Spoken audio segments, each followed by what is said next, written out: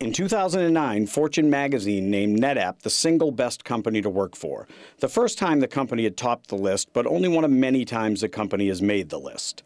In 1993, I started a company named ITC, whose mission it was to build and sell fault-tolerant systems for the burgeoning world of file-based data.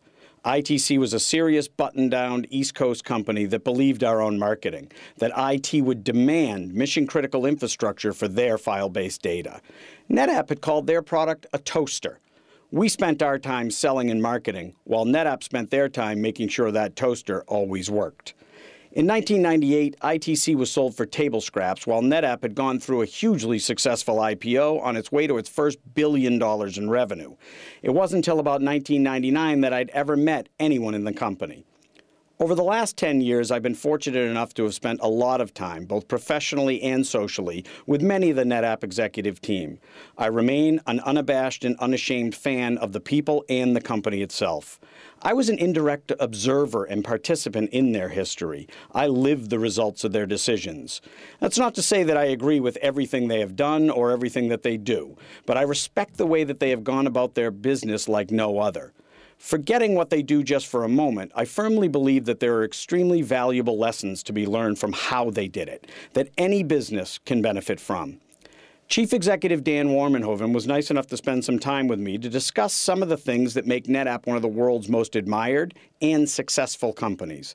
In the first segment, Dan speaks about the value systems and the importance of a sustainable culture. In the second, he speaks specifically about NetApp and the changing economics of the industry, measuring success and growth opportunities.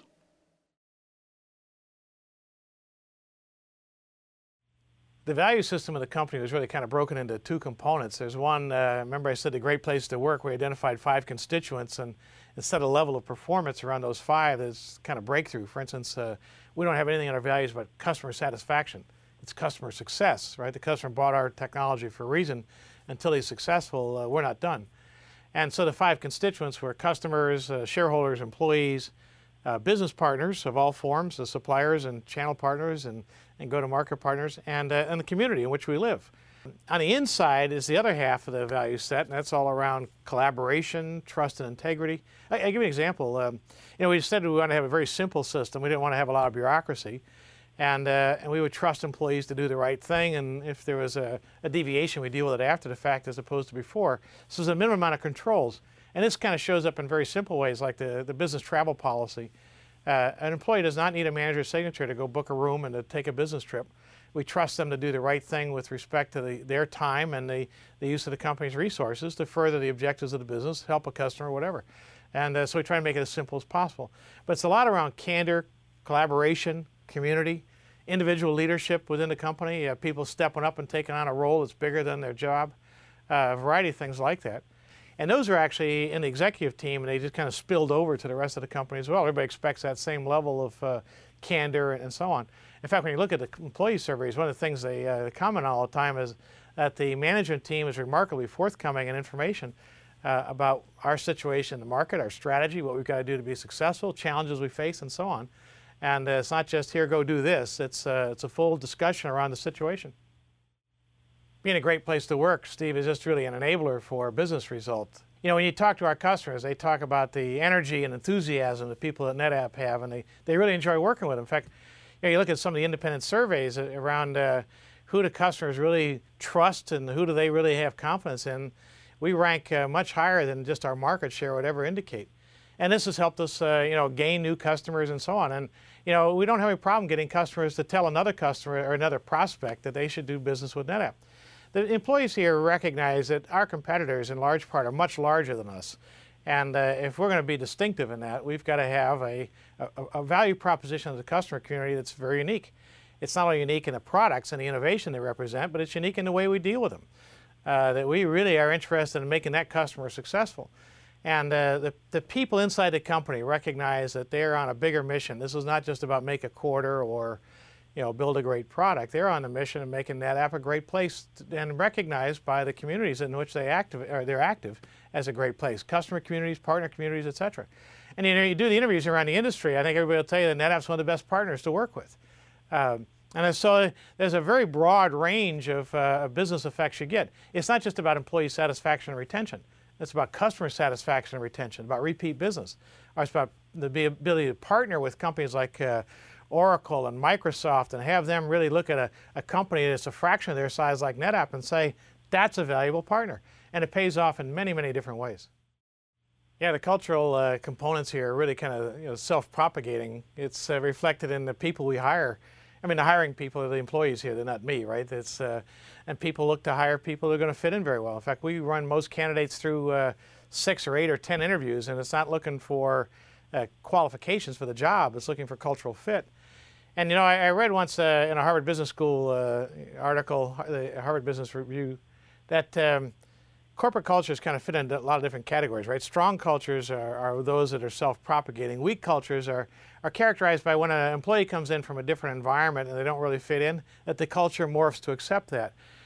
Strong cultures are ones that say, no, you have to fit into our culture. And it's interesting to note, people that leave here largely leave in the first 2 years of their employment. And the reason is because it's a cultural fit. So the value system and the culture we try to build, it was all about growth originally, right? We went public in 1995, and I said, I think that year, our fiscal year 96, about 45 million.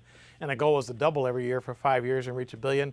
We actually got to, I think it was 87% compound growth. It was pretty amazing. And got to $1 billion in revenue before the dot-com bubble burst. And this was really the first test, I think, of whether or not the culture was really going to work. We were facing a situation where a lot of our customers were essentially going away. The dot-com era, right? A lot of our business came from those startups, and we saw our business levels decline dramatically. The profits are way down, the stock's way down. What happens? And that was a time when I think it really tested our mettle, and I was really pleased. We had to have a reduction in employment. We took about 8% out of the employment, and yet nobody left. Nobody lost faith, and I really think that they kind of coalesced again around the notion that we can be a great company. And now it's paid off, right? That was a 2000, 2001 era. This year we're about a $4 billion company. It's now about 8,000 employees. At the time we had to lay off in 2001, I think it was about 2,200 employees. And so we're almost 4 times that size, both in revenues and in population. And yet it still propagates, right? The same basic fundamental culture that says, hey, we can go do this. We can be somebody special. Still remains at the core of who we are, 15 years after the IPO.